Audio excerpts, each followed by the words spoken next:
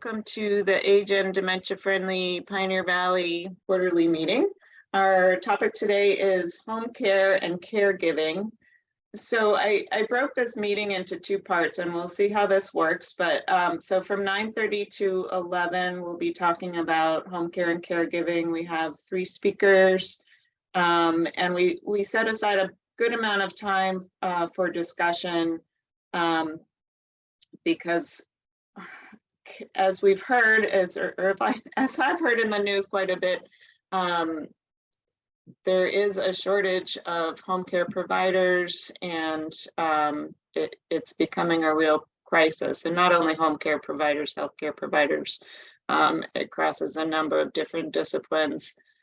So we'll hear from, we'll have some time for announcements. So if there's anything anyone wants to share, that's a good time to do that. And then we have three speakers. Ann Califf from Boston Indicators is going to talk about a recent report that she helped to work on called Care Work in Massachusetts.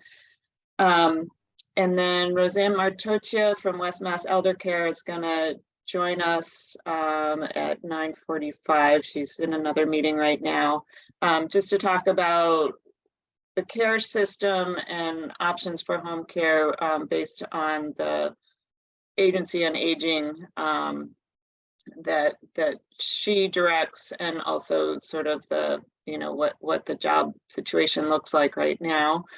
And then Samantha Hamilton from Public Health Institute of Western Mass is going to speak about the initiative that she is working on in Springfield, looking at how to support family caregivers through technology. And then we have time for discussion. And part of the reason I thought this would be a good topic for now is it does span the region, and so it's a good way to kick off our discussion about regional designation and assessment. So from 11 to 11:30, this is an optional meeting for folks to stay to talk about the regional designation and regional assessment. And part of the reason why it's optional is the regional assessment is going to include a survey for communities that haven't already been designated as age-friendly. So we'll talk about their designation first and then get into talking about the survey, or at least setting up a date to talk more about the survey. So, and this topic is sort of fits into community and health services in this model of the domains of an age and dementia-friendly community. So with that, I'm going to stop sharing my screen and see if anyone has any announcements, anything to share.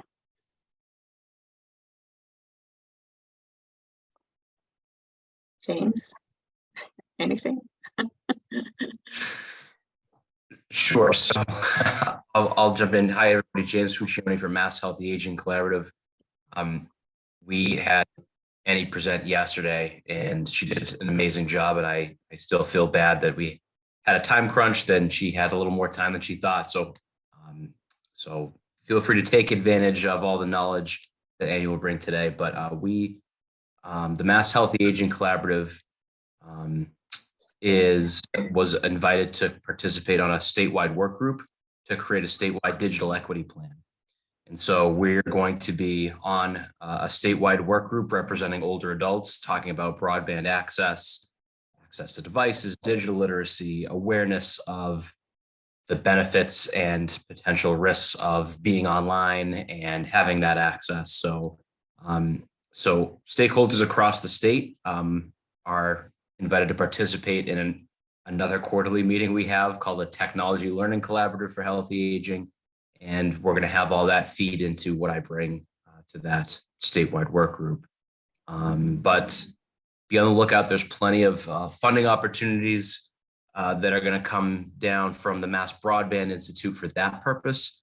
And also there's one other announcement, Becky, that I'll make that we are going to put on our newsletter, is that there's a couple funding opportunities and technical assistance opportunities from organizations like CHAPA on building local coalitions to advance affordable housing, and also mass trails, so creating and improving transportation, recreation trails, rail trails, and things like that. So our interest is ensuring those trails are age and dementia friendly.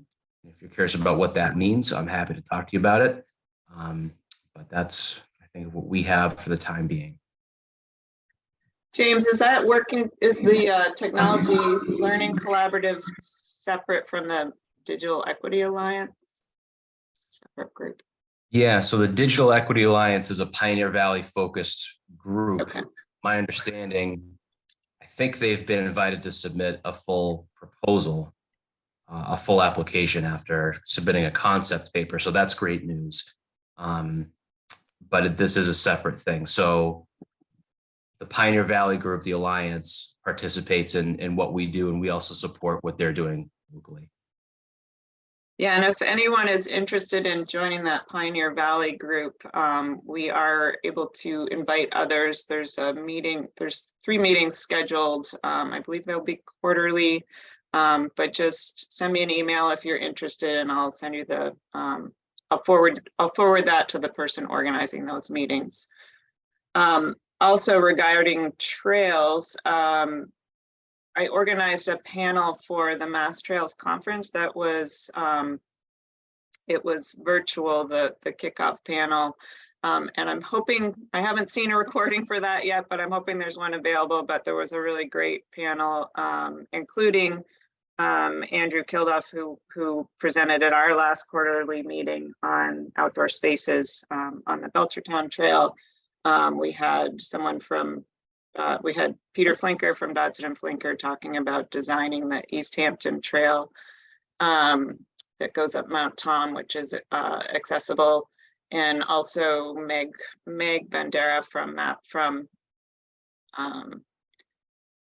Outdoor Trails for All. I forget what her organization is, but it was a good panel, and again, it talks about, you know, specifications for trails that are off-road, sort of going through the woods, that are accessible. So with that, I will, and if there's no other announcements, I'll turn it over to Anne, and you should be able to share your screen, Anne. Awesome, thank you. My name is Annie Califf. I work with Boston Indicators as a research manager. And for those of you that aren't familiar with our work, Boston Indicators is the research center embedded within the Boston Foundation. We typically work within a 5-county region of Greater Boston, focusing on Suffolk, Essex, Middlesex, Norfolk, and Plymouth counties. But this report did try to take a more statewide lens. As James mentioned, I presented this yesterday to the Massachusetts Healthy Aging Collaborative. I thought I had run out of time. I had not run out of time. So I'm going to try and time myself a little better this time, but it will be a little tight, I think, in a 10-minute window. But yeah, so basically I'll be sharing with you today findings from a report that we released this past September in conjunction with SkillWorks, which is a workforce development funder collaborative also housed within the Boston Foundation. The report was really enriched by the feedback from many labor and industry leaders, advocates, and other researchers, including James. And SkillWorks is ultimately the group that will be kind of helping us push policy change based on some of the findings in the report. Boston Indicators wanted to focus on care workers because we believe that their work is the backbone of our economic and social structure, and yet too often it is just invisible. You know, these are the workers, as we all know, that care for our most vulnerable. But our rough sense entering the research for this paper was that care workers earn some of the lowest wages in the state, that they suffer some of the highest rates of occupational injury and illness, and that we as a society have continuously and collectively failed to value this labor because it is labor that has overwhelmingly been performed by women and disproportionately by women of color. And so the goal for us in writing this report was to test some of these assumptions and then set a baseline for the current state of our care economy in Massachusetts, really looking at who's working in these critical jobs and what's their current level of job quality. Because if we don't really know where we are, then ultimately we can't measure progress for improvement. So let me share my screen. And basically today I'll be going through my main 5 components of our report. The first being a brief history of care work, specifically looking at the intersection with care work and race. Then quickly discussing projected demand for care work in the upcoming decades, before looking at who our paid care workers are, the demographics of that workforce, what those jobs are like, a job quality analysis, and then finally ending with some concluding policy thoughts. So just jump right into this history. I should note that we worked closely with a professor at UMass Lowell, Min-Yeon Duffy, who is fantastic and has done a lot of work in this space. And so if you have any like hard-hitting questions, I'll probably refer you to her, but she's wonderful and read you heavily from her work. The history of, or rather the racial division of care work can really be traced back to slavery. Before the Industrial Revolution, care work was performed almost entirely by women who are obligated by their position as mother, daughter, sister, or wife to care for their kin. However, the context varied greatly by race and class. So in the South, enslaved Black women were forced into domestic care roles that were physically taxing, placed them at high risk of abuse, and denied them the ability to care for their own family. This pattern continued in the American South after emancipation and into Reconstruction and the Jim Crow era, as many Black women were coerced back into care work through exploitative labor agreements. Meanwhile, in the North and Midwest, many Black women, or just Black women, were shut out of higher paid, less physically demanding jobs that were available to white women, such as in retail or performing clerical work, and were instead concentrated in paid care work, and particularly in the hardest tasks associated with paid care work, doing things such as cleaning floors or performing nursing tasks. In the West and the Southwest, Asian women, Mexican, and Indigenous women were channeled into domestic labor in commercial laundries or working as maids, for example. In the late 19th and early 20th century, more care work moved out of the home. Medicine became increasingly professionalized and technology evolved, leading to the number of hospitals proliferating and more care facilities emerging. With that came new support roles at care facilities and hospitals. However, the gendered and racial divisions really continued, with care jobs being disproportionately performed by women and women of color being concentrated in the most physically demanding jobs, working such as nursing aides or licensed practical nurses. The early 20th century saw important labor reforms. However, care workers were excluded mostly from those reforms. Domestic workers were left out of the National Labor Relations Act, that asserted the right to unionize, and they were also left out of the Fair Labor Standards Act, which set a federal minimum wage. It really wasn't until 2015 that all care workers were covered by federal protections. And fast forwarding to where we are today, technological advances and improved medical treatment means that many folks are living longer lives, and with that, many folks have greater demand for care. Many care sectors rely heavily on immigrant labor. Nationally, in 2020, about 1 in 5 child care workers and roughly 1/3 of home health care workers were born outside of the United States. Limited immigration pathways for care workers means that many are vulnerable to exploitation while working in the United States. And so with that, we're going to jump into the projected demand for care work. As I mentioned, demographic shifts are really leading to an expected growth in demand for care workers. An example of this is that in the next 20 years, the number of retirees is expected to grow by 50% in Greater Boston, from about 690,000 to a little over 1 million.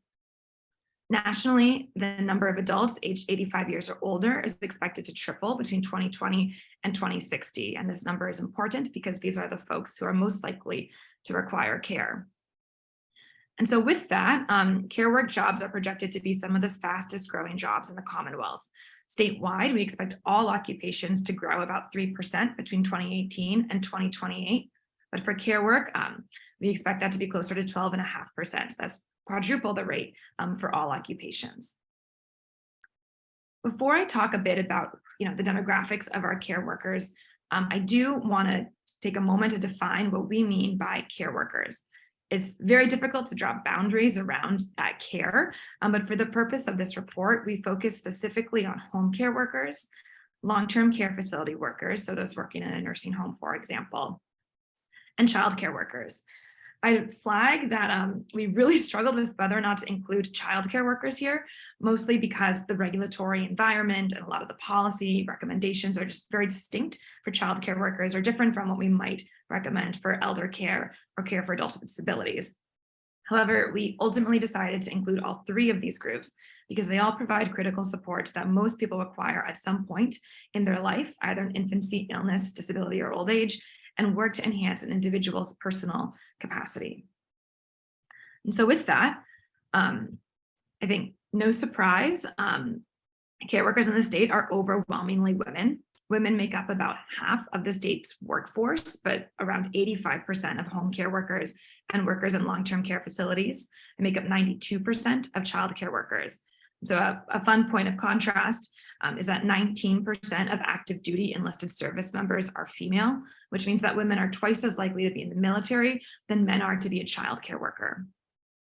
Women of color, and Black women in particular, are still disproportionately represented in the low-wage fields that we profiled in this report. So a bit of an overwhelming slide, but to walk you through it, as you can see, around 11% of our state's workforce identifies as Latino, but about 27% of this workers in home care workers identify as Latino. About 7% of the state workforce is Black, but 43% of those working in long-term care facilities are Black. So that's 6 times their representation in the overall labor market. I'd note that overall, the representation or the demographics of the childcare workforce tends to track a little more closely to the overall state workforce than it does for the other two sectors that we profiled. Care workers are also more likely to be born outside of the United States or be foreign born. So while about 1/5 of workers in the state were born outside of the US, about 1/4 of childcare workers were, 1/3 of home care workers, and about half of long-term care facility workers. Next, I'll run through a whole host of measures of job quality to see how we're treating workers in these sectors. And the first and the most obvious are wages. A quick note, a bit of a disclaimer, is that we do use 2016 to 2020 pooled American Community Survey data, which means that there is a bit of a lag. So we know that prevailing wages for each of these sectors is higher than what I'll show on the next slide, but we chose to use this data because it's a useful comparison across sectors and occupations. As you can see, wages for care workers are significantly lower than the overall state median wage. They're about half of the state median wage in that period that we profiled, 2016 to 2020. While wages are certainly the most central job quality measure, they are not the only one. Additionally, care workers are less likely to receive health insurance through their employer, as you'll see on the next slide. So while 75% of workers in the state receive health insurance through their employer, just about half of long-term care facility workers and child care workers do, and about 1/3 of home care workers. This means that care workers are more likely to rely on Medicaid or Mass Health. So while just 14% of workers in the state receive Medicaid, about 1/4 of child care workers do, about 1/3 of workers in long-term care facilities, and about half of home care workers. The reason that care workers do not receive insurance through their employer could be because they're working less than full time. It could be because the health insurance offered by their employers is cost prohibitive, but ultimately what this means is that many care workers are more susceptible to cliff effects when a small change in their wages could lead to a disproportionate loss of benefits. Care workers are also less likely to receive retirement benefits. They are subjected to high rates of emotional and psychosocial strain. They're responsible not just for the physical well-being of their patients, but also the emotional one, and often the emotional well-being of the client's family members. They face difficult work schedules with just-in-time scheduling, long shifts, sometimes a lack of rest breaks, and high rates of occupational injury. So for example, in 2019, nursing assistants had among the highest overall incidence rates of non-fatal injury and illness requiring time away from work at a rate greater than that of heavy and tractor trailer truck drivers and freight stock and material movers. So to kind of end with some concluding policy thoughts, our goal in the paper was really to provide an analysis of the current state of things, but we wanted to kind of highlight some policy strategies that are either in the works or could be used to improve care worker job quality and quality of life. The first, and it's fairly straightforward, is strengthening the minimum wage. Massachusetts will have a $15 minimum wage in January, which is one of the highest nationally, but still far below living wage estimates that are commensurate with our high cost of living. We should require employers to pay more, but at the end of the day, we know that this will require the public sector to better support these industries. And so one way that the public sector can better support these industries is by raising Mass Health or Medicaid reimbursement rates for home and community-based services, as well as long-term care facilities. As I'm sure many of you are aware with, we don't currently require home care agencies to register or receive a license to operate in the state. And so developing that process is one way to ensure high job quality for workers and high quality of care for consumers who are not on Mass Health. We can improve access to training and career ladder programs. We know that increased access to training programs and supportive supervision, for example, can help improve job satisfaction, worker retention, and improve working conditions. One thing that I didn't talk about today, but is in the body of the report itself, is unpaid care work. Unpaid care work has traditionally been similarly undervalued, and one way that we see this is their exclusion from the state earned income tax credit. And so one thing we can do is to expand the EITC to include folks such as parents who work less hours to care for their children, or a person who leaves mid-career to take care of an aging parent. In the past legislative session, there was legislation that would expand eligibility for childcare subsidies and provide new operational funding that could be used to help raise early educator and childcare worker pay. So that is something that we can revisit this year or next year. Strengthening worker bargaining power is associated with greater pay, access to benefits, and a worker job satisfaction. And so, but unfortunately, many care workers do not currently have access to a union. And so we could explore models such as sectoral bargaining as it exists in European countries. And finally, this is a broad recommendation. James was instrumental in really suggesting this.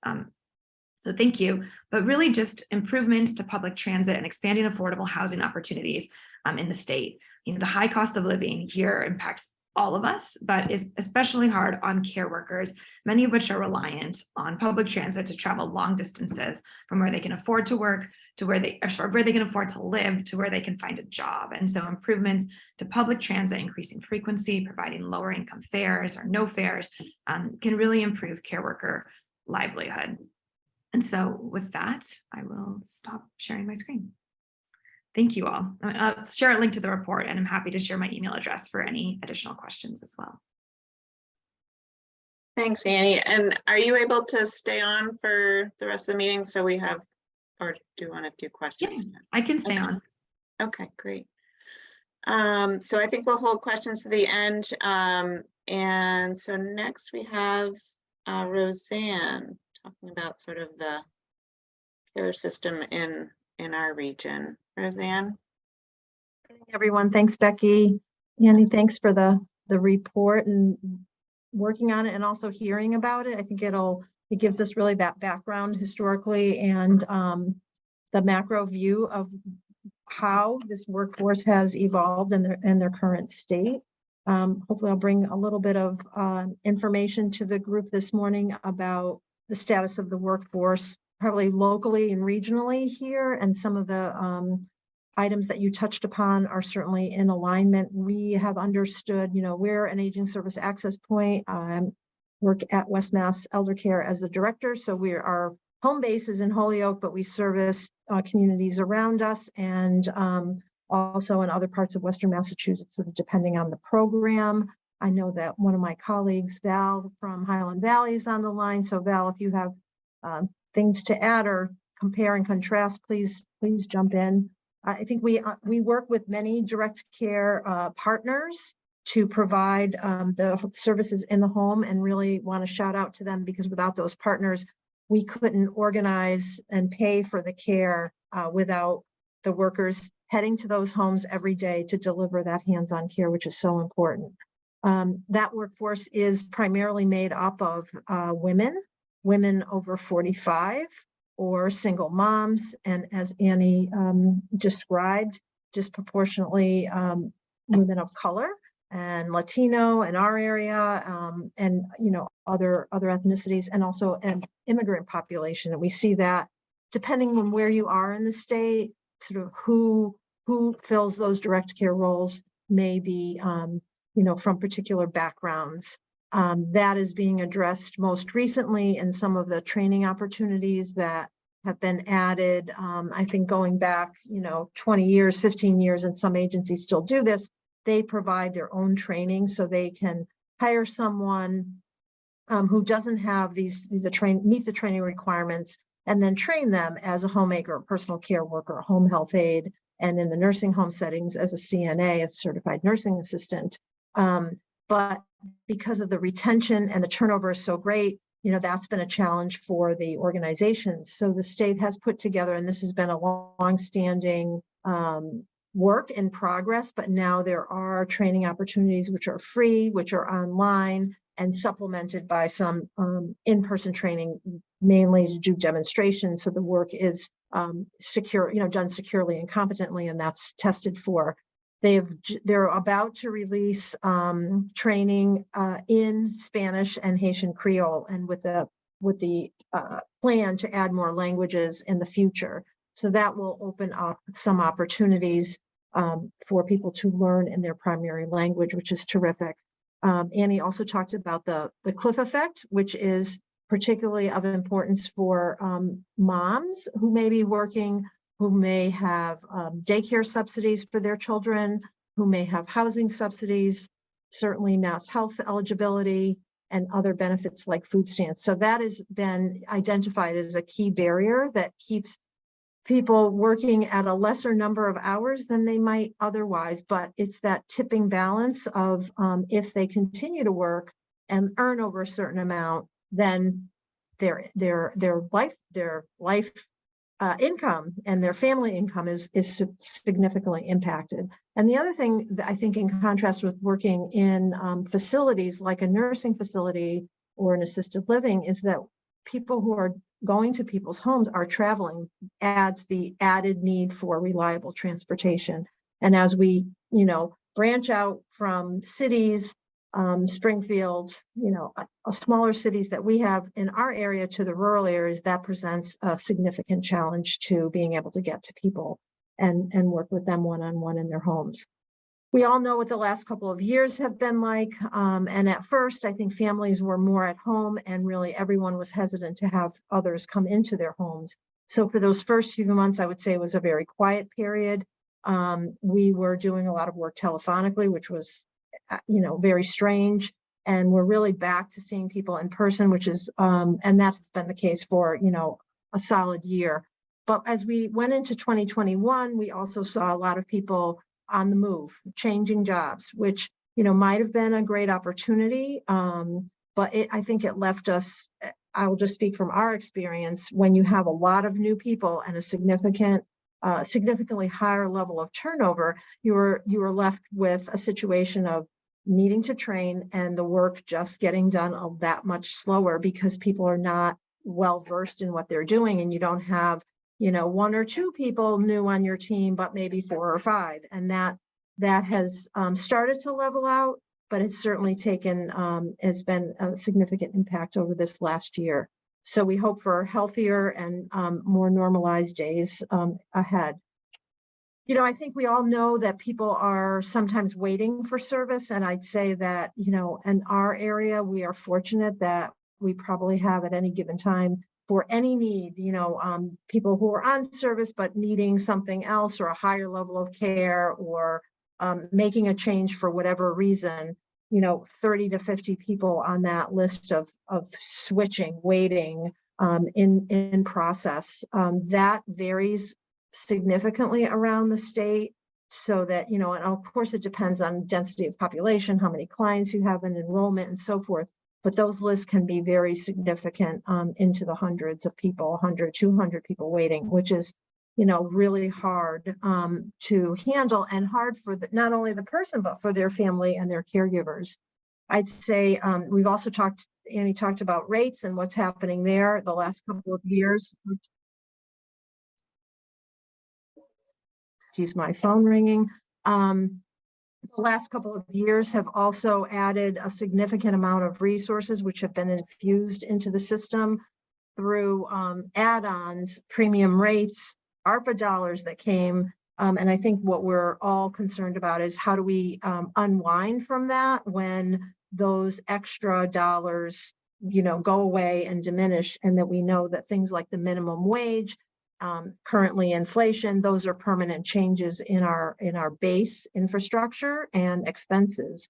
Many of our services in the state, not only in our sector, but in other service sectors of direct care in the community for people with special needs, fall under what they call Chapter 257. So those are rate reviews that happen every 2 years.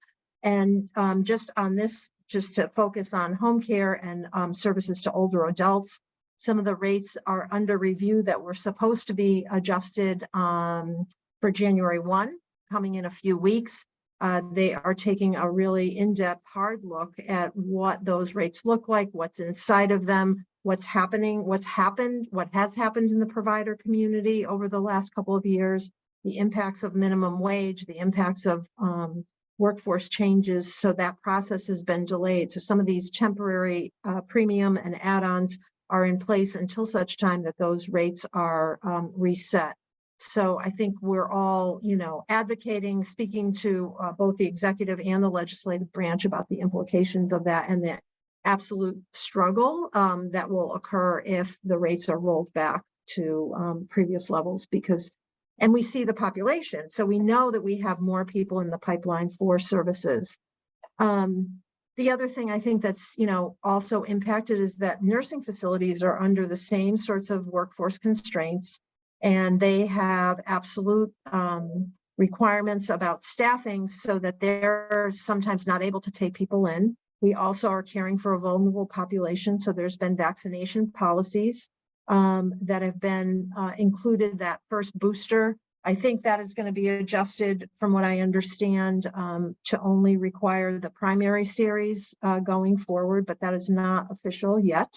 And so I don't want to leave on or talk only about what the problems are, but just to recognize that, a couple of the sectors that have been most impacted, we know that hospitalities, hotels, restaurants have not come back full force, education, and lastly, healthcare. And we know that there's a nursing challenge in our workforce, which we all, depend on nurses in the community. And because there's shortages sort of across the industry using nurses, that's been another challenge. I do want to point out, though, some of the options that people do have for care that can be helpful, especially in these times of workforce challenge. And that is one that we offer an option called consumer-directed care, which is basically a mirror for people not on Mass Health to the PCA workforce, which is also sort of in the sphere of that direct care, hands-on workforce that works with Mass Health clients. But we can enroll people who are not on Mass Health. They can also sort of use that same system of employing family, friends. The only prohibition, if you will, is that they cannot employ their spouse, or so that they can actually have more control, if you will, hire the people they choose, work out those schedules. It can be a neighbor, it can be a grandchild, it can be a close family friend, or someone that they just find and trust and in their home and caring for one of their loved ones or for themselves. We also have in our enrollment many people who would otherwise qualify for nursing facilities. So clinically, they are medically eligible for nursing facility care, level of care, whether they're on Mass Health or not. And so those service dollars are really either at a higher level in our enhanced program or in the community choices program. It is really up to 24/7 care, depending on what people need. There's no upper limit. And Massachusetts is fortunate to have, I'm not sure if it's 9 or 10, but 9 or 10 what they call waivers. These are waivers that are approved by CMS. And the one that I'll just touch upon is the frail elder waiver. Again, these are all people who have been clinically assessed to be nursing facility level of care, but it really unlocks care in the community in that they can be, they're not at a Mass Health level of income. They can be up to 300%. of SSI, so that brings them into that moderate category. And once enrolled in the waiver, they can, utilize home care. They can bring in higher levels of care. They may be enrolled in other programs like personal care assistance or adult family care, and have at least one what they call waivered service. So it's really an opportunity for people to stay in the community, stay at home. I also want to just highlight that really our home care programs in Massachusetts have no upper income level. Anyone can enroll. What happens when people have more income is that they're cost sharing more of their service cost, but they are also receiving case management, which can assist, when transitions of care happen and changes in care needs. They receive care coordination with other providers, with their healthcare providers, and also support to their caregivers. And we have staff that can work with caregivers, both on options counseling and just to support family caregivers. And this group is focused on aging and dementia-friendly. And we have many services and specialists that work with people with dementia, which is, a journey that not only the person takes, but their family members as caregivers take as well. So just wanted to make sure to mention the value of the case management support, regardless of program. And often our teams have nurses on them as well. There are other options that we also help people with in terms of making decisions around assisted living, whether that's the right move for them. Of course, many people pursue that option on their own. And I would also just leave you with the absolute need for more housing advocacy, because the wait list for housing and people being able to transition to a more manageable setting, size and scope, and probably financial as well, is just something that, really needs to be more, not only from the worker standpoint, but from the older adult standpoint as well. So thank you for having me be able to talk about what's happening with care and options in the community. I'd be happy to answer any questions, and we'll be on until 11 for the discussion. Thanks, Becky. Thanks, Roseanne. That was a really great follow-up to Annie's presentation to just hear what's going on in the region. Now I have Samantha coming on next to talk a little bit about program she's working on in Springfield. Samantha. Yes, welcome everyone. I am experiencing Wi-Fi issues, so that's why my screen is not on, and I apologize if I freeze up. Things were frozen on my end when it came to hearing the presentation, so I apologize for that. I'm going to start off by kind of sharing a presentation that aligns with this work regarding community-based design for health and home. This is a collaborative project with the Live Well Springfield Coalition, our age-friendly initiative, and our Tech Spring partners, Jill McCormick and Joe. This is a combined presentation. I will be skipping through some of this because this was presented with Jill and I for our UMass students that were learning about the innovation in health care, specifically older adults.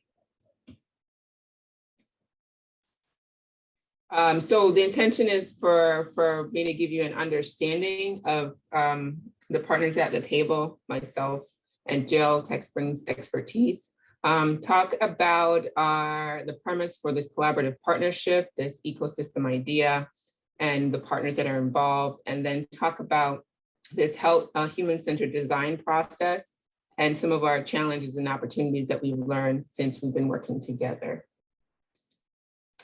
So again, since my screen's not on, you can at least see my face. I'm the Senior Manager of Community Engagement for the Public Health Institute, and I manage the Live Well Springfield Coalition. Our efforts include age-friendly cities within this work, climate change and health equity, and transforming communities initiative through Trinity Health of New England. And I helped to, the work so far has helped to designate Springfield an age-friendly, dementia-friendly city with an age-friendly hospital system. And with that designation, we're asking ourselves, what is the intention of this designation, and how could we use that to advance the those specific sectors of the work. Jill is the Director of Design and Innovation, and her strength is strategic initiatives, research, training, and mentorship, product development, and this ecosystem development and support. So we're working together. So the Live Well Springfield Coalition has community partners at the table working on this age-friendly ecosystem. Bay State Health Centers being one, Tech Spring, Springfield Dementia-Friendly Coalition, Public Health Institute Western Mass, Bay State Geriatrics and Residents. And we want to address the barrier of options of healthcare at home for older adults. And the coalition hopes to identify innovation solutions to address the digital divide and to enhance telehealth experience. And we know that through the pandemic, we've learned a lot about pivoting and assessing health to virtual platforms. We wanted to learn from that experience and think about the opportunities and how this aligns with healthcare access for older adults.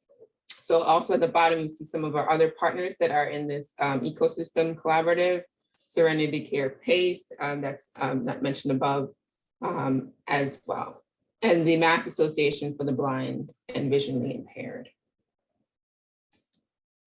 So the idea was that for ecosystem objective was to develop an age-friendly ecosystem for healthcare at home options for older adults to address the barriers to accessing their healthcare provider. Collaborate with our partners to provide innovative solution. The ecosystem concept means that the perspective and the expertise from these diverse partners will help us see the bigger picture of the problem and also the bigger picture of the solution. We wanted to also document this process as a strategic plan of design that, if we can figure out how to collaborate with these diverse sectors, now it might be an opportunity for other communities to learn how to do so as they become designated across the state. And we do also want to evaluate our process, our reach, and our impact in this work. So the phases of this community design was first establishing a subcommittee and doing this outreach and engagement to find out who's at the table, build the capacity and shared learning amongst the collaborative. It was a new group coming together, and we wanted folks to all know about everyone's strengths and expertise in understanding older adults and their needs. And we are currently now in this implemental stage of designing that human-centered design questions for a community assessment to understand how older adult caregivers access healthcare and their barriers and pain points so that we can think about a solution to help them as they care for someone. And the intended goal is that we will put together a demonstration or a showcase called our Age-Friendly Tech Showcase, Health and Tech Showcase in the spring. So be on the lookout. We will hope to bring people back together and talk about what we've learned and some of the innovative ideas. So the subcommittee developed outreach and engagement for this project. So we identified the partners, we hosted introductory meetings, we framed the concept of this age-friendly ecosystem incubator idea. And our ecosystem incubator is, we're looking at what is possible for these key sectors of aging to effectively address the barriers. We know that as we look at addressing healthcare and virtual platforms like telehealth, the digital divide is the biggest hurdle that we have to overcome as well. So this is kind of just a visual that shows this intersectional relationship between the ecosystems. And that's when we've designated not just the health systems, but even a nudge like UMass to say, what would an age-friendly university look like? What is that? And the state is being designated, but what are some policies also that goes along with it as well? So again, we did capacity building, key stakeholder interviews, and hosted presentations around the topic of narrowing to understanding how to support older adults. I'm going to skip over some of these, but Some of the key findings that we discovered were these problem statements. And this is specifically to say when we're narrowing down to what are we going to solve for. So this problem statements around supporting the caregiver. And we came up with this term that, as you know, there's an increase in diagnosis for Alzheimer's, including dementia in our communities. Caregivers carry a significant burden of managing the wellness of their family members while balancing their own care and well-being. This leads to stress and anxiety. And we've heard that today through the prior presentations, the burden, the responsibility, and also the access to caregivers in the workforce as a strong barrier in need. So the possible solution is that maybe remote telehealth wellness visits, supportive services, and decisions and distribution of resources can be a solution to decreasing the need for in-person wellness visits for dementia patients, while also providing enhanced wraparound service, support care for supportive care, I believe, especially for the caregiver. So this is one problem that we pulled out after our months of kind of discussing the issue and who our target audience or group would be. The other problem statement that we pulled out was empowering people to be in charge of their own health and well-being. So this speaks more to that independent older adult that has some management of their own care. So some groups of older people who are able-bodied and have chronic conditions may rarely see a medical physician, only go when their needs are urgent or have long awaited waits between appointments. Yet they may be interested in managing their own care and would like to have more understanding and control about their health. So for that active older adult that is caring about their care, could there be something that supports them in being in track and monitoring their wellness? So having a mobile, i.e. watch app or flexible kiosk at a library or senior center, or portals like at food pantries, monitoring systems that could track vitals and provide feedback and educate folks on their wellness. So this idea is that could we plant in wellness portals or have wellness devices that person could be in charge of seeing that they're doing well today, or if their blood pressure or their health declines, that they can have some immediate responses so they can do something about it. Whether it's following up with their doctor or just taking a rest day or wellness day. The other problem statement that came out of our work was using technology to foster early connectiveness between providers or providers of care. So age-friendly organizations that provide wraparound services may represent an ideal model of care, yet still have existing gaps in their ability to share vital information across the networks, i.e. providers, disability services, specialists, or supportive services. So we want to break down that silo of information and say an updated portal could help get information quickly, more frequently and directly with select groups of medical or service providers. For example, sharing what medications we prescribe to a patient, or observation around the problem of the patient or their medical complications. So if the service provider or like a Serenity Care PACE or a Starvos has access to up-to-date wellness information, medication, and appointments, and can connect quickly to their provider through a portal, would that enhance shared information about some or well-being? So in this caregiver, like healthcare at home model that we're researching and understanding, we proposed these 3 questions. We did end up with leading with the caregiver question.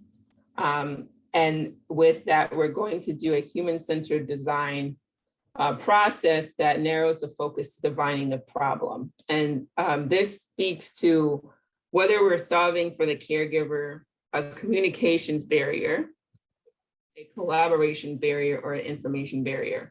So communication is, when we think about the caregiver, is who is the hub of family supports, who's in the network that knows the patient, but also is communicating with the caregiver about the updates regarding the person's appointments, wellness, needs, history. I will share that I have a family member that's chronically ill and goes to the hospital at least once a week now. And to be informed about their wellness is important for me so that I know how to support the family outside, right? So having this communication hub, would that be a platform that we create where folks can communicate with each other about the steps of the patient, of the older adult? Is it collaboration? Is there a need for us to collaborate more with partners like the doctor, service providers, and the caregiver network to ease the burden of responsibility and the need for the one caregiver or the few caregivers that are tasked with caring for that person? So we're looking at saying, how can we solve this through collaboration? And the other piece is information. We did an exercise looking at the stages for Alzheimer's and specifically stages for dementia to a patient from well to chronic to moderately ill to chronically ill. And sometimes knowing someone's stages in their health and their wellness is important for the caregiver to know how to respond. So when a patient is previously independent, able to travel on their own, go to their appointments independently, versus to a patient that needs an adult supervision or needs someone to interpret information to one that is now chronically ill, experiencing end of life issues. So is it important for the caregiver to have a resource tool that helps them with that information in order to better care for the person?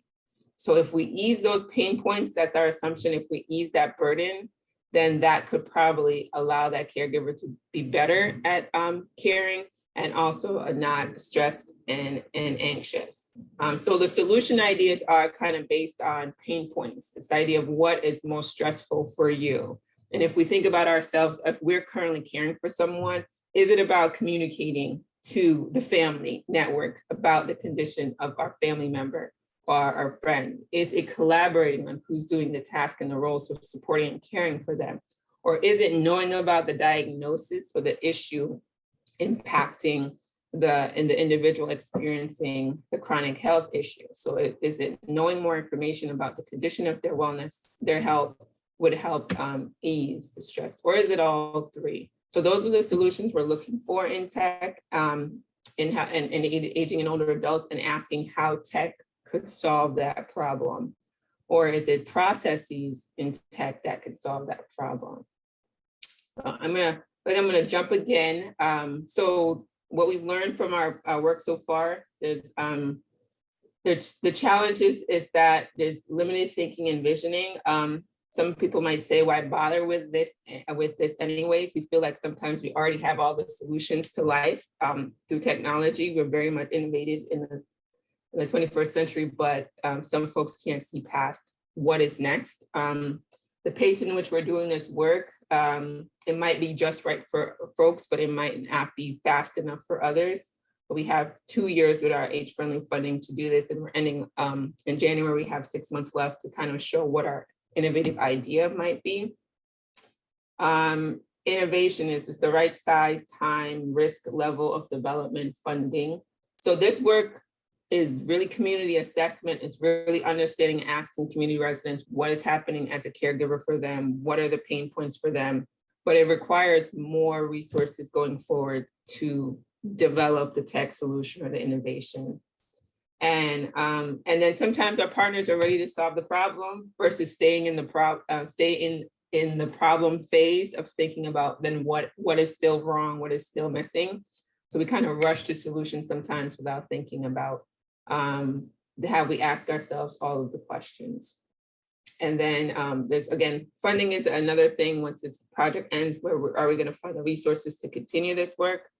Does this actually go into like a tech spring or a health systems partner that could then flush out the idea, because it requires tech funding, not community-based funding, because our work is just to ask the community what they think and understand their perspective on the problem to solve the solution.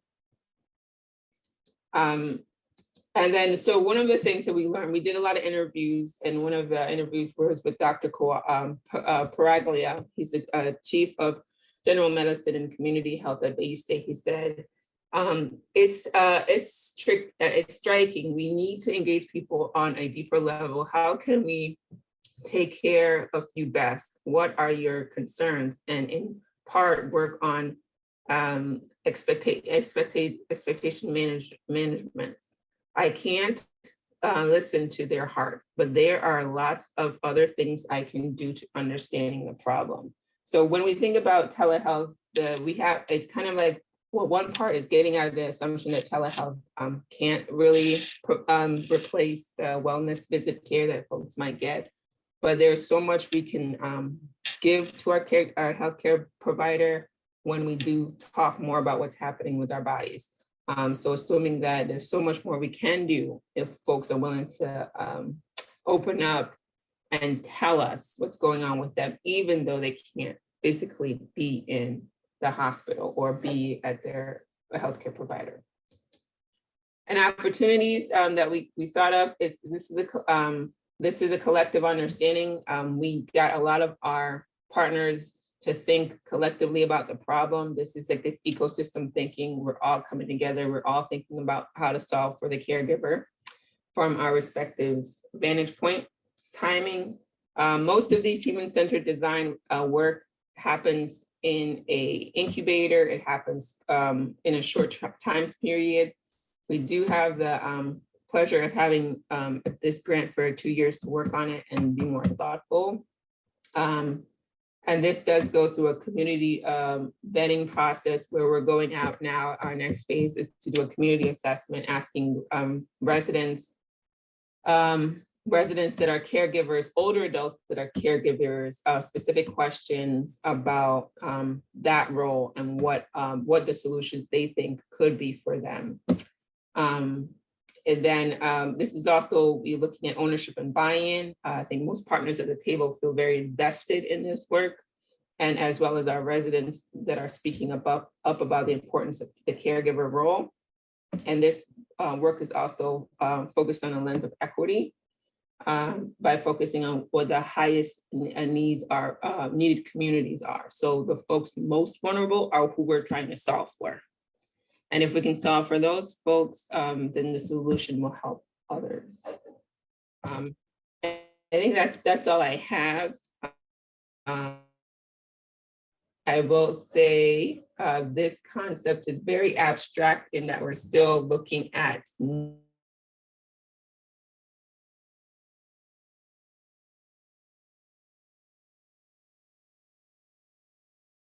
Samantha, I think we lost you.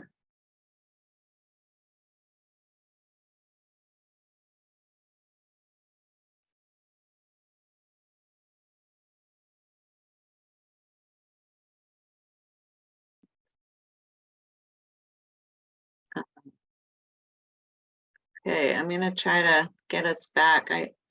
Samantha, are you still there? There we go. Well, I think we got most of your presentation, Yeah. Samantha. Sorry, at the end, the tech went. Yeah. But yeah, that's all I had. Okay, thanks. That was good timing.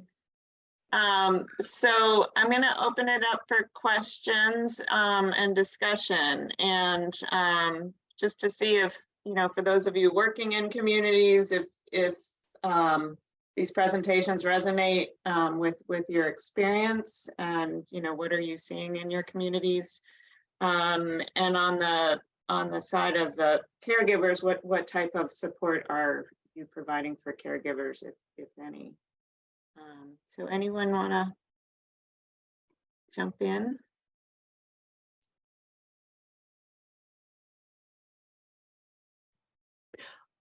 I just have one little thing, which is I live in Amherst, and near where we live in the hill towns, even further, one of the issues for caregivers is that they're not paid travel time. So anyway, that makes it even harder than to find people.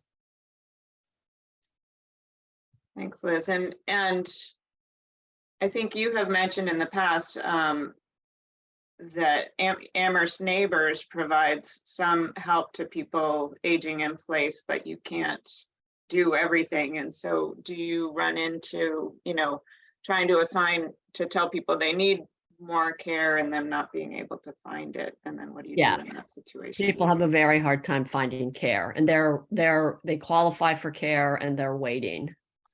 So if they lose a caregiver, it's very hard to replace that person. Yeah, so then what happens? Does their family have to jump in, or? I'm going to let Helen over at the senior center comment on that. She'll know more. Okay. So I'll say yes and no. Okay. Sometimes people don't have family. Yeah. That's Hi there. Am I coming through? I'm working on Yes. my mute. Okay, great.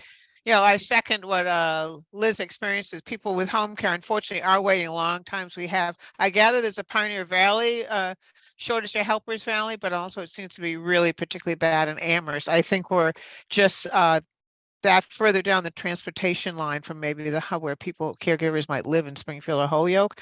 They're not going to take 3 buses to get to Amherst if they can find a job right in their city. So there's definitely a severe shortage here. Anybody in home care is waiting months and months for help. But even in the private pay area, people that sometimes go out on their own and do it. And if they're good and have a reputation, some people have nice little businesses going on. I know of one fellow who works 20 hours a week. He's an artist, but he works 20 hours a week as a PCA. He takes on private cases only, has an excellent reputation. People are always dying to hire him. So if there were more people doing that, that would be great. I think you have to be careful about quality care. I've known him for 10 years, so it's kind of a word of mouth thing for this fellow that he's so well known and well liked, but we need more of him. He does charge top dollar, so that's the problem. It then is not affordable for someone low income. He really works with middle and upper income clients. Kudos to him, though. He usually will carry one Mass Health case because he feels committed to that. So he'll have one Mass Health client, and then he'll do all the other clients private pay because he can't afford to not work private pay for himself. Here at the Senior Center, we have a caregiver support group, and we also have lots of information about caregivers and linking people, caregiver issues to the Alzheimer's Society. And emotional support is important, and in the support group, people giving each other ideas is great. But not having the caregiver help for the caregivers, I think, is the biggest problem. It certainly magnifies the stress of the situation. Even if someone has some help in the home, there's always a need for more help. I know sometimes what I have said to some of my caregivers, some are remembering the good old days when there was a lot of caregivers before the pandemic. So sometimes they'll call me with a picky complaint about someone that's helping them out. And Valerie laughed. And I'll usually talk to them about the complaint. And I'll say most of the time, you're so lucky you have this person. What do you rate them? What would you give them for grade? Oh, a 90%. If they overpay, and I said, well, that's terrific. So you're going to have to let the 10% that you don't like go because there's no one else out there to take that person's job. So also working with a caregiver to be more flexible about the expectations, I think is great. Yeah. But huge shortage of help, though, huge. Thanks, Helen. James, you had something? I've already spoken, so Giselle, if you want to go first, you can. Thank you, James. Thank you, Becky, for putting this together. This is such a great issue to talk about.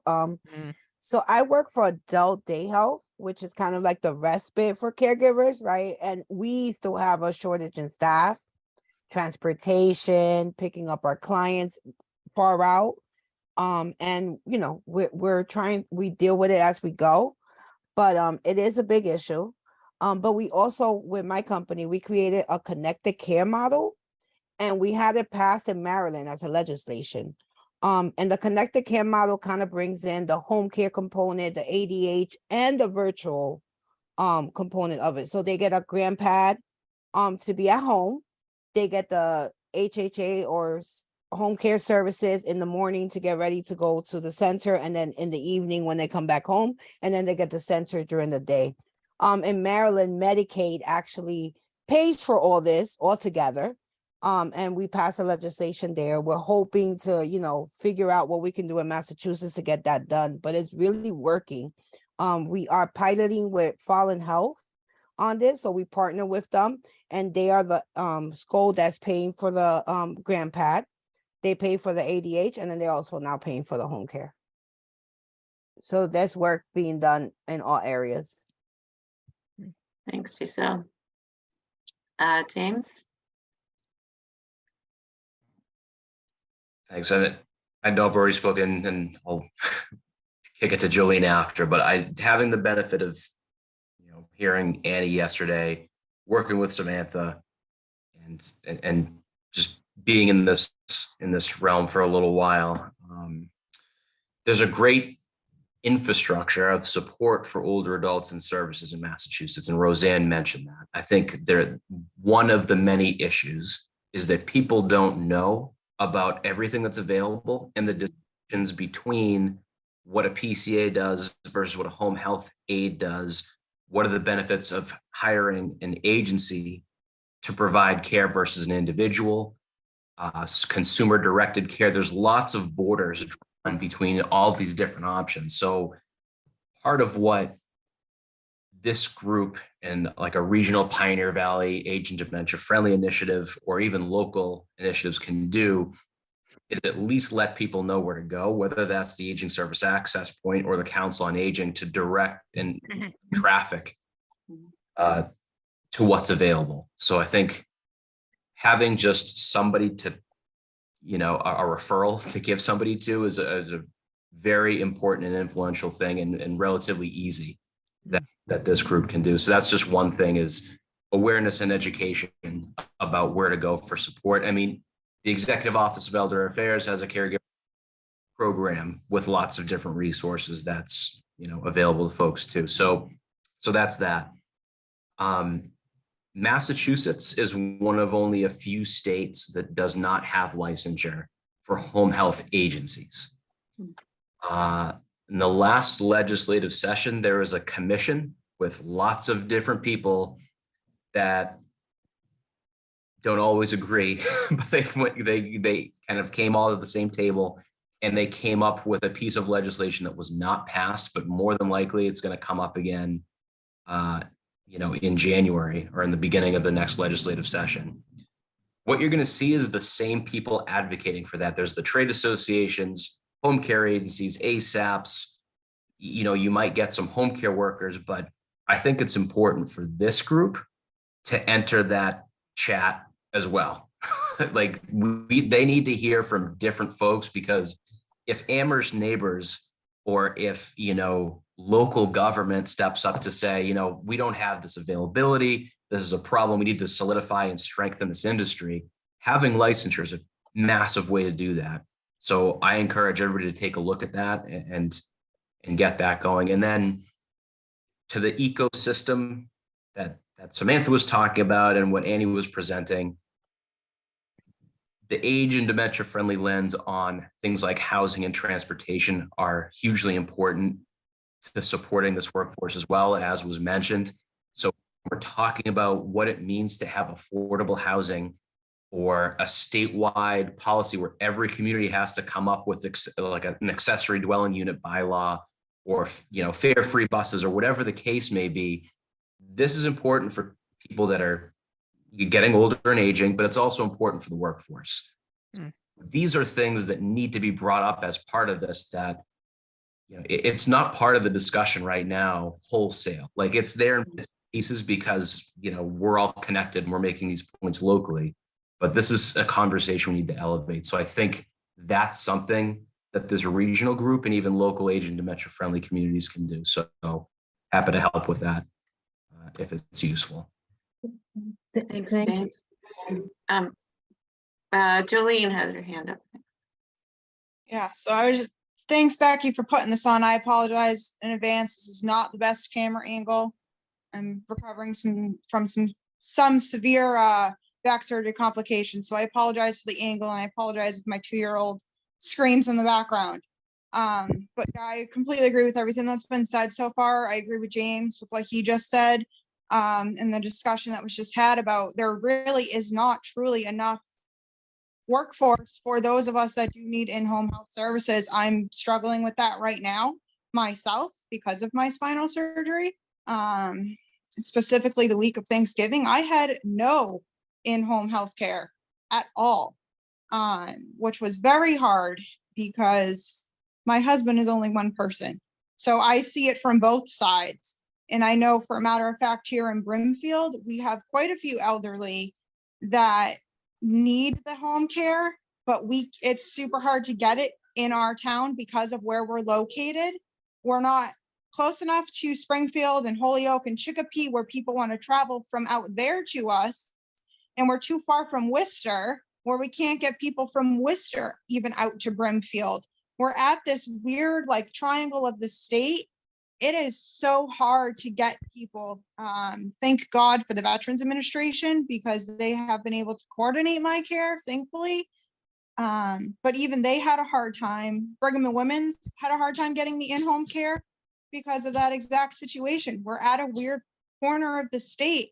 Nobody wants to travel from Springfield or from Worcester out here. So I think just like what James said, if us as a regional or even our smaller communities, age-friendly and disability communities can get out there and speak and help with this new legislation discussion, hopefully coming the beginning of the year, we can solve some of these access issues for everybody. I mean, I'm pretty young myself, so to have this happen now in life and know it could happen again, and I know there's other people that are even on our town disability commission that are having the similar issues and they can't get care and they're older, much older than I am. It's very frustrating. And like I said, I see it from both sides. So definitely agree with James. Anything we can do to help the legislation get through, I'm totally on board for it. Thanks, Jolene. Chad, I see you're up next.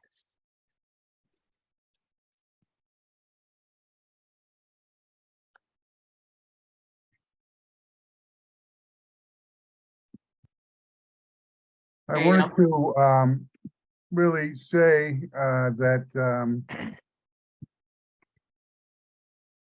we've known for decades about the 4 or 5 issues that are in play here: housing, transportation, home health care. I don't think we need to know the difference between an HA and a PCA. It's just a huge shortage, just like there's a huge shortage in housing. I'd like to see innovative models like Stavros paying the family member for their caregiving, like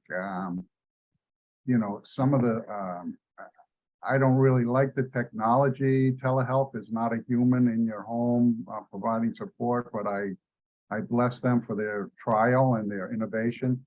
We need to have the funding. We need to have the advocacy. These things we know are needed.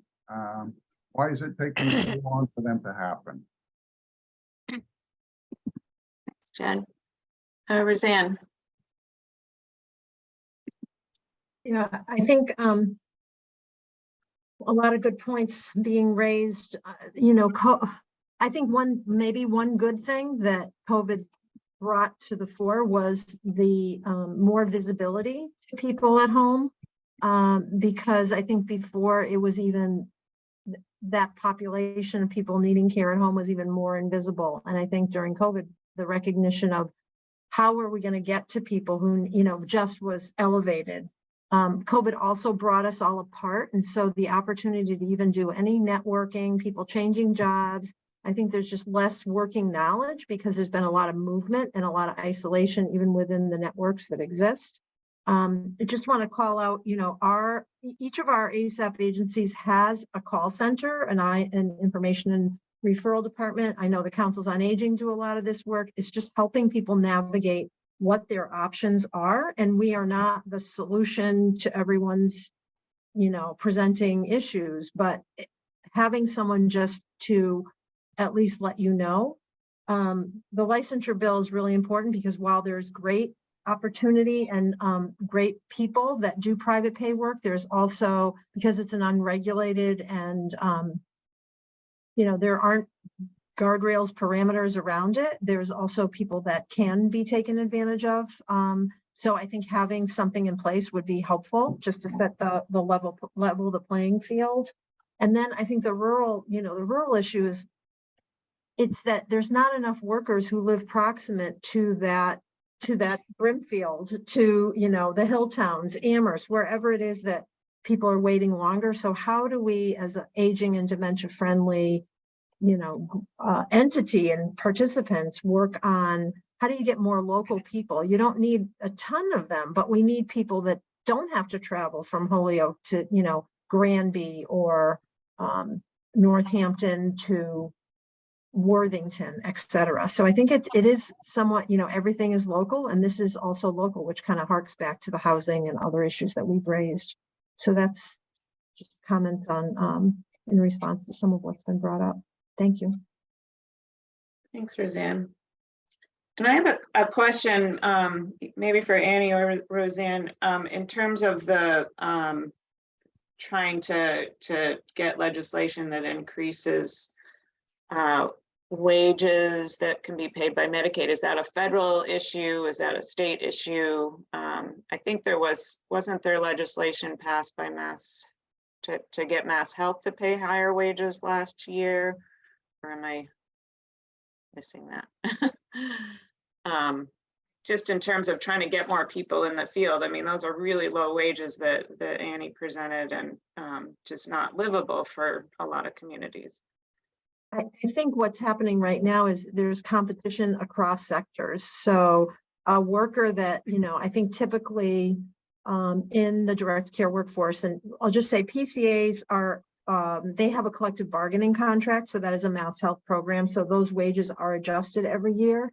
That said, agencies doing direct care workforce, nursing homes, I think people are paying around, I'll just say $18 an hour, but so are fast food industries, so our Target, so I think there's just, how do you get this work? And the same exists in the childcare industry.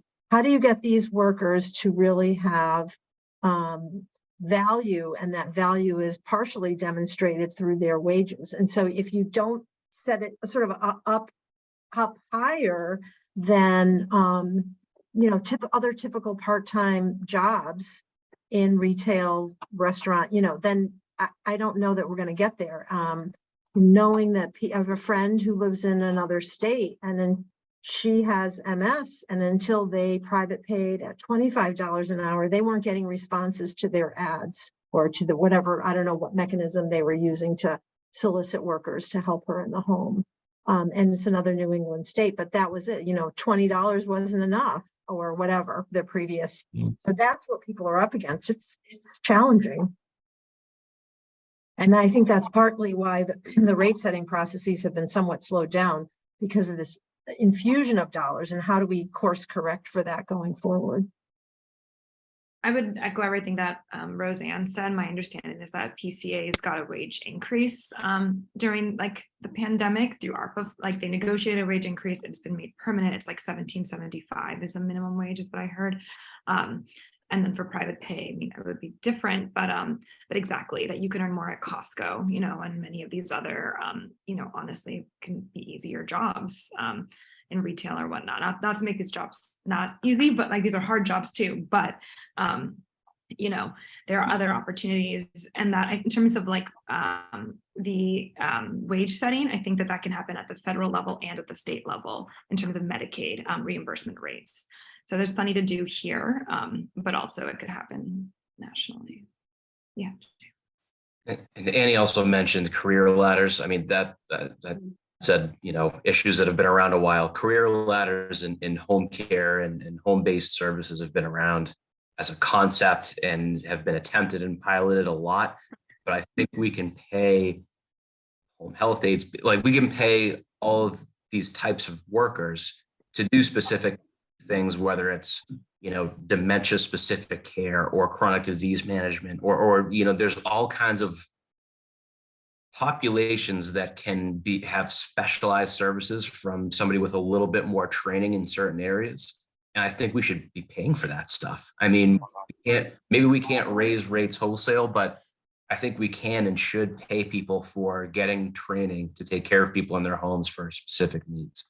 And that's one other thing that might be a little possible with licensure or otherwise, but that's another way to sort of end around some of that stuff. Thanks, James. Roseanne, did you have something else? Your hand is still, okay. I guess another question, I also coordinate the Hampden County Health Improvement Plan and have been working with the group that's developing the Quabog Hills Community Health Improvement Plan.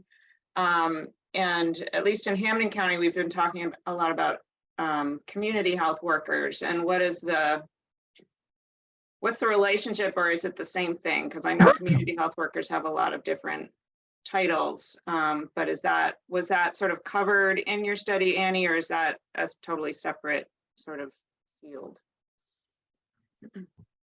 We did not look specifically at community health workers. I think we focused on, folks, and there's like a definitional note in the report itself that kind of gets into the occupational codes that we use to kind of describe the workers that we focused on. But I wonder if someone else could speak to community health workers. Well, I think, Becky, you did say it means different things.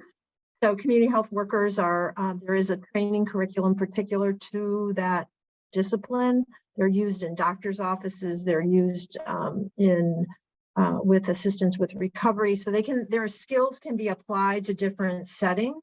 They can be used, in our kind of setting too, but I've never associated community health worker with direct hands-on care. I associate it more with navigation, helping people with applications, getting follow-up to appointments. It may be transportation. It depends on the setting and what the setting uses them for, but I don't believe, in my experience, they are equivalent to the direct care workforce. Maybe others have, and be happy to understand that. And community health workers tend to be from the population that they are serving. So you see a lot of diversity in very specific types of work that are serving a population that are typically underserved or, historically have not been well supported. That's where Roseanne's comment about the navigation comes in. It's that sort of connective tissue between the health and support system and resources and whatever might be available outside of healthcare that supports somebody's quality of life and well-being to the population. So, okay, thank you. We're almost at 11. Does anyone else have any questions or comments before we move into the regional discussion? Valerie, I know you're from Highland Valley. Are you facing similar issues? Yeah, I have to say, Roseanne, thank you. You did a wonderful job. Highland Valley has the same challenges as an ASAP, as we've been talking about today.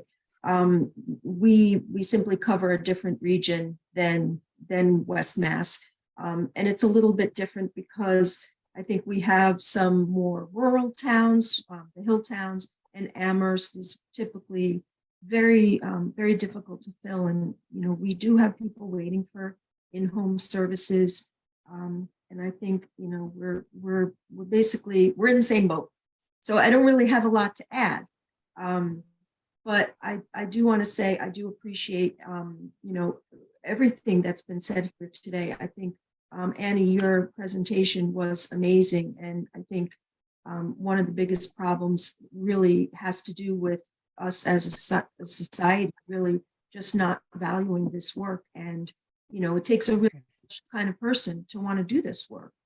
And when somebody can get paid the same amount to go work somewhere else at what is, I think of as an easier job, with less hassles, perhaps, that's what we're seeing. So I really think that your presentation was amazing. So thank you. Thanks, Valerie. Okay, so we're just about at 11. So I'm going to pull up a slide here. Let's see. And for those of you who, don't want to listen in on the regional designation discussion, feel free to jump out. But I will just share this slide now. Let's see.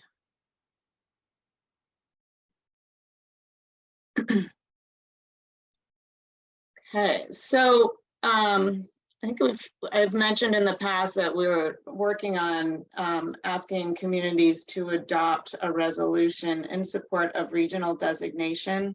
We made a presentation to the PVPC Commission back in October, and I started to, and James was there, and Antron Watson from AARP, and Patty Sullivan from Dementia-Friendly Massachusetts. And I think our commission was supportive of the idea. I did start reaching out to communities that I haven't worked with yet to talk about the program and the regional designation and the resolutions.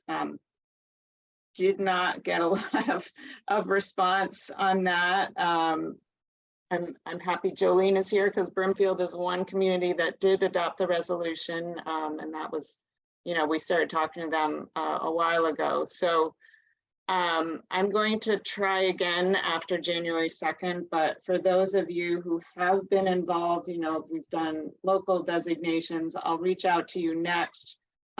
We may need to just, get this resolution supported by communities that are already designated. But I wanted to sort of get your feedback on that.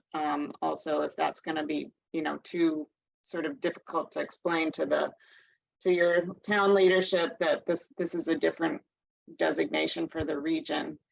And then for the regional assessment, my idea was to, we have a regional checklist started, and I'll show that in a minute, which basically lists out any policies, plans, programs that support older adults. So like, does the town have a senior center, senior center van for transportation, a housing production plan, complete streets policy. So sort of a broad level assessment of the whole region.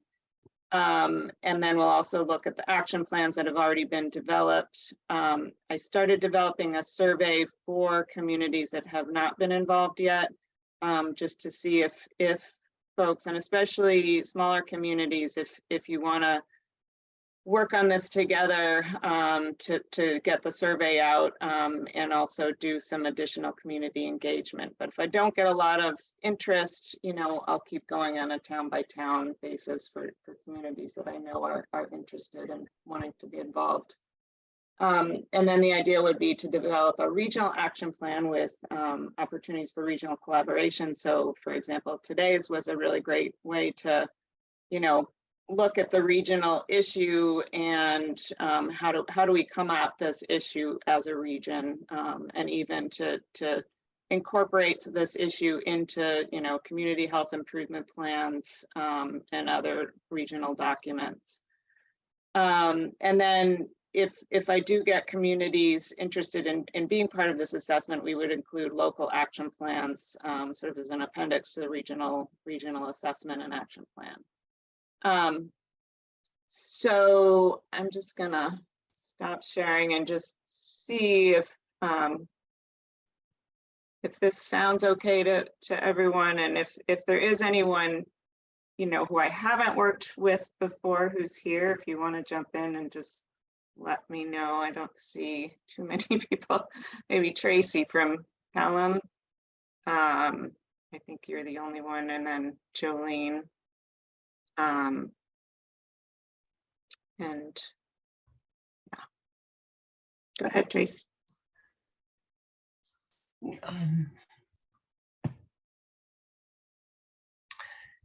So my original reaction when I looked at some version of the survey was there were so few questions we could answer. We don't have a senior center. We don't have a transportation system other than Amherst Neighbors, that sort of thing. So any kind of things that we can think about in terms of collaborating with other smaller local communities, that's always a double bind, because there's, I think, in a lot of the smaller towns, a real local interest in staying separate and strong and not always affiliating with other communities, but functionally, it often seems to us like the only way to proceed. So we would look forward to some suggestions about how those collaborations might be useful. Okay. Yeah, that was my question at the very onset. What do we get from a regionalized effort?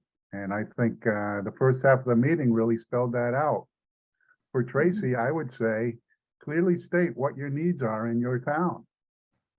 When it gets to, a place like your own, everything is done informally by the church, by the family, etc. But where are you stressed in your town in a general way for, the whole town? And to make those statements clear, and I think that's a beginning place. Now that I have the floor, I'd like to really not just advocate for a regional effort, but a regional effort that has the 6 or 7 states in the Northeast combined. I think it's a federal issue. Again, those 4 or 5 things that we've known for decades: transportation, housing, in-home care of semi-professional nursing type people, and cleaners and that sort of thing. I mean, these have been issues for a long time, and I'd ask, if we regionalize, how can we do the advocacy and get the money, get the laws, get the change that we've known we need for so long? Is there any guarantee that we get that by going regional? Thanks, Chad. Yeah. I think anytime you collaborate, the collective voice is a little stronger. And especially, I've another part of my job has been doing some work talking to regional organizations across the state, or to rural organizations across the state, around root causes of health inequities. And it's been striking to hear from a lot of rural communities the same issues that Jolene was mentioning, and that Helen was mentioning in Amherst, is, or especially in rural towns, that they don't have the data to show the need because they're so small, and so they don't have the resources, and there's a real need for all these resources. Jolene, go ahead. So Becky, you kind of just took my thought right out of my head. Thank you for that. But yeah, I kind of like what Becky just said. Like, in our situation here in Brimfield, we're so small, and our commission's so new here in town for age friendly and disability. We've got a lot of work to do. Becky, you know the ins and outs and the struggles that we face here in town. You saw it firsthand yourself. But yeah, it all comes back to the data that's accessible. And like for you, Tracy, it may take some extra time and some extra digging and finding somebody that can kind of help you dig. Right. Myself and my co-chair, Chris, both of us are military veterans, so we're pretty resilient, and we had to dig and dig and dig and dig, and actually put some thorns in some sides, unfortunately, to get what we needed. But we got the information in the end. It took us a while, but now that we have it, we know more. I should say we have a better idea of, sorry, the little one's getting we have a better idea of what the community problems are, and how, now that we have adopted the I apologize, 2-year-old. Now that we have a better idea, we know how regionally where we need to ask for help. So that might be a good place for Tracy, for you to start. And Chad, hopefully that answers some of what you were just questioning as well. It's so easy to just have an informal survey and just document it, period. Have a little focus group at the church basement with interested parties and write down what they say. And now you can publish that in the local newspaper. Yeah, we can come up with some innovative, community engagement ideas, and that's a good idea. James, you wanna go ahead? So the quarterly reminder to Becky that I'm here to support all of this too in communities and regionally. And so, we work obviously across the state, and we've seen communities that committed maybe pre-pandemic or during the pandemic to be age and dementia friendly. And then they had, 2 or 3 different town administrators in 3 or 4 years. There's the turnover in local government, and that always gets tricky with resolutions and getting that understanding, and then having to re-educate folks. And councils on aging see this all the time with new leadership, is that, okay, this is what a council on aging does. A lot of stuff that is beyond what you think a council on aging does. So I think that's just another benefit to having a regional effort, is that it insulates you from having to do that on a town by town, city by city basis all the time. And then if communities want to build on top of a regional effort like Belchertown or South Hadley or whomever, there's other things that communities are doing and doing pretty well that they can advertise and promote and raise awareness about and connect dots. But just to say, the Berkshires, when they went through their effort, out of how many towns were in the Berkshires, like 30 communities in the Berkshires, maybe 30, they got 9 resolutions. So they got 9 towns out of the 30 to sign on. So it would be great to get every community, but if you could get, a representative sample of the communities in the Pioneer Valley, whether that's the actual commissioners of PVPC, to have that group, put their signatures on one letter, or to say, we have Brimfield and Holyoke and Springfield and, you have a couple communities sprinkled throughout, and then just continue to work and engage people's buy-in as you go on. Just so you don't get stuck with trying to engage every single community. That might be the way to go, just so you continue to make progress. Thanks, James. Doug or Carol, is this something, or John, is this something,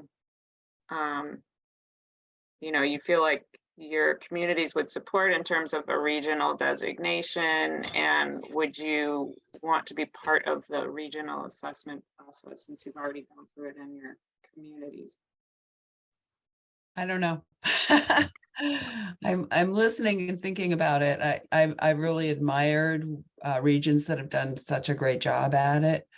And so, I feel like we're getting rolling here in South Hadley, the town I'm in. I'd have to explore a little bit with the crew to see if there's interest, but I think it makes so much sense on so many levels. The Pioneer Valley Transit Authority, there's lots of ways that we can interconnect to advocate for the region, as opposed to just a town-wide effort. So I guess I'm talking myself into it. Well, and part of what we're pledging to do as a region is to really to engage older adults in the planning, comprehensive planning process, which South Hadley did because of the timing of, our original grant, and that worked out great. And it's really been included in the plan. And same with Palmer, I was able to include a health chapter in the plan, which focused on healthy aging, and in conjunction with the planning process that they were doing. So that's a lot of what we would be doing. And I'm hoping to really get that into our regional plans as well. Go ahead, Doug. Well, from my standpoint, I'm really just kind of lurking here in the background and would defer to the Council on Aging, but I'm a fan of regionalism and the efficiency and better service whenever possible. And just kind of makes sense to me. Let me agree with Doug there. I think a lot of it has to come, actually, I would say from Pioneer Valley here, in the sense of providing the invitation and the information so that local councils on aging, senior centers, and so on can I don't know, react to it is the wrong word, but have some help in terms of getting people working together, some specific things, proposals or whatever that communities can maybe link together. Does that make sense? Just some coordination, I guess. Yeah. I think also, just sorry to jump in, but saying what it is and what it isn't.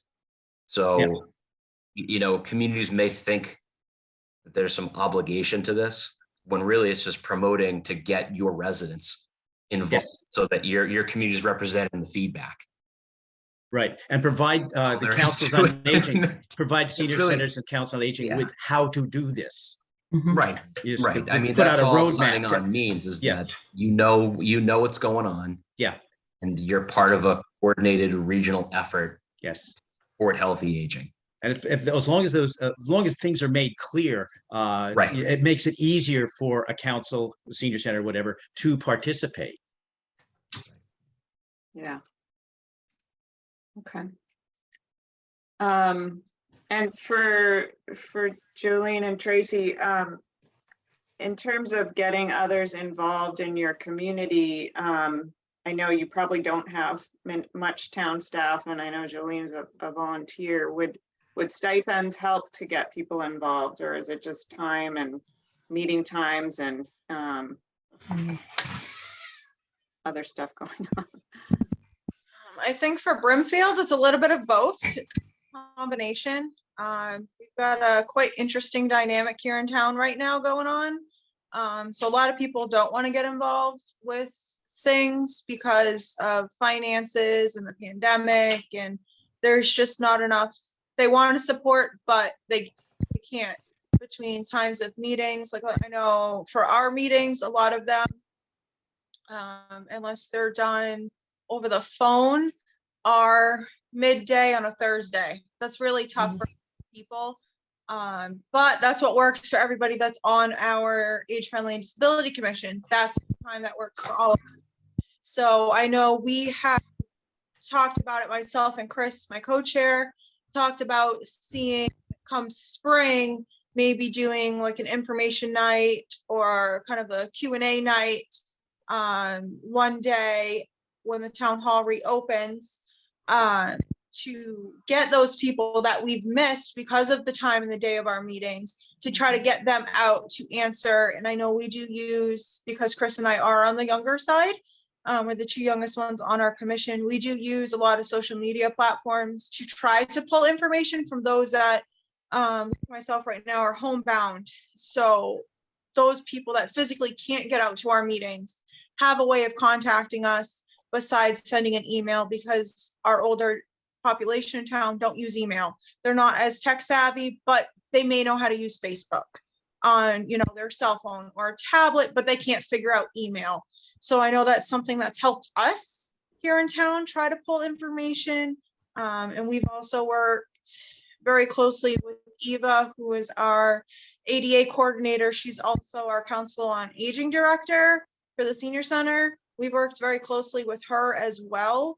And she's gotten information from people that have gone into the senior center and brought it back to us. So, I mean, I think if we can come spring, do that later in the day or that early evening kind of Q&A informational session for everybody, it would help us as a community get support. But right now with the town hall being closed, we're kind of stuck with using the safety complex, which we can't do at night because they have department trainings for the safety. So until spring, we're kind of stuck, unfortunately. Okay. Thanks. So aside from whatever happened, and sorry, I've sorry, Tracy, but whatever happens with getting buy-in from local leadership and separate from that, there are 40 plus communities with veterans agents, disability commissions, councils on aging, local planners. You can go on down the line, rec departments, libraries. If there's an invitation to join a group to do something, out of all those communities, I would like to think you'd get, you know, some people that are at least interested that can get educated on what this is. And could benefit the region and, you know, the brimfields of the world that fall between the cracks of transportation systems and all kinds of other different systems that are around. There's lots of brimfields in all parts of the state, and people don't think in Eastern Mass there are cracks, but there are communities on the borders of ASAPs, regional transit authorities, and all kinds of different things. So there's a lot of benefit to doing this and to having, you know, some collaboration on state funding opportunities, community transit grant programs, MassDOT stuff, state advocacy that we've been talking about. So if there's a set of bullet points about, again, what this initiative is, that can be communicated out. I would like, maybe I'm being overly optimistic again, but I'd like to think you get some decent buy-in from people in terms of participating. The local leader buy-in is maybe another story, but we can send Carol on tour to get everybody on board. Okay. Tracy had something, and then we'll go to Chad. And your original question, Becky, about stipends. I don't think that is particularly going to attract people. I mean, I don't think the issue in Pelham is that we have a core group of volunteers that are kind of doing everything. This is a town run by volunteers. You know, the paid staff tend to be administrative folks in town hall. Of course, there's a town clerk and a collector and that sort of thing. But otherwise, it's a board of selectmen. And the rest of us on various committees trying to keep things going, but many of us are on multiple committees doing those things. So we are having trouble attracting younger folks who might be interested in doing this sort of work. So having a framework that we could present this to larger groups. And I agree with James that sort of cross committee work can be very useful in attracting the attention of the select board, for example. Okay. Great. Chad. And also for your question, kind of a direct tie-in between need, stated need, known need, and result. In other words, am I going to put my time in and get a return for what is, you know, I'm putting my time in for that need? Plus what John from another COA said in Belchertown. Give me a specific way, narrow way that I can give you, I don't know, 2 hours a week, 6 hours a month, whatever it might be. Give me a clear-cut way that I can jump in here and actually put my shoulder to the wheel, again, on that specific accomplishment. Thanks. So I think we did start a regional survey, which might be helpful, and we can make hard copies of that. But I think probably next step is to set a meeting date in January to and just put the invitation out there to see who bites. So would folks here now like to participate in that meeting? I mean, you don't have to say immediately, but if you're interested now, let me know. And if so, let's figure out a good time that works for everyone. Becky, I know either myself or Chris can do that meeting. One of us will always try to make it, just kind of depends on what the two of us are up to. But one of us should be able to jump on that call. Okay. And you said, is Thursday the best day for you guys, or does it matter? Usually our our commission meetings are the first Thursday of every month. This month got a little messed up. But we were thankfully able to resume that. So whatever works best for the whole group. I mean, I'm down for another month because of my back surgery. So I'll be home pretty much doing nothing because I'm back on bed rest. So whatever works, I should be able to get on. And then Chris just is going to depend on his work schedule. So. Okay. Tracy, is not to put you on the spot, but Oh, I would definitely be interested, Becca. okay, great. And is there a day that works better for you? Wednesday mornings are good. Okay. I mean, there are many other times too, but just looking at the week in general, that would be an ideal time. I second that from the Amherst Senior Center. Wednesday morning's good. Okay. Jolene, can you do Wednesday mornings, you or Chris? I know I'll be able to. I can talk with Chris. I'm going to recap with him this afternoon and see if he can join, but I should be able to, because like I said, I'm stuck on bed rest for at least another 4 weeks. So. Right. Let me just say for Belchertown, Wednesday morning is fine, except for the fourth Wednesday. But we've moved our Council on Aging meeting to fourth Wednesdays. The meetings are in the morning. Okay. Right now, it looks for me like the 18th of January is open. Or actually the 11th would work too.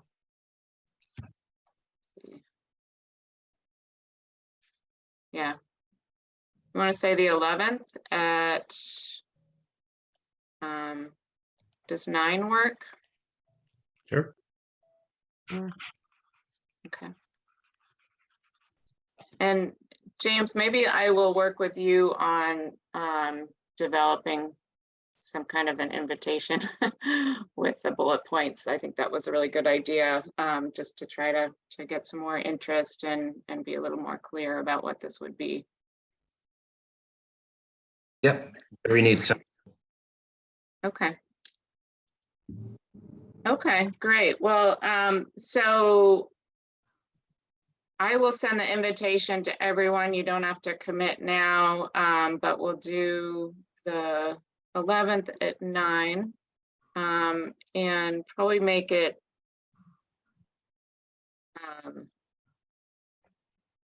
I guess we can stick to an hour.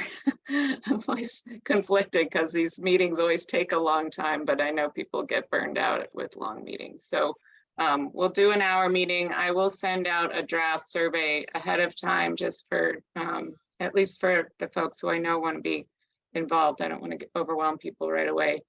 And I know Huntington was interested, so I'll reach out to them again. And that's it. So thank you so much for staying, and just about at 11:30. So we don't have a date yet for the next quarterly meeting, but hopefully I'll see many of you in January. Thanks, Becky. Okay, Thank you. Thanks you so all. much. Thanks. Bye. Thanks. Bye.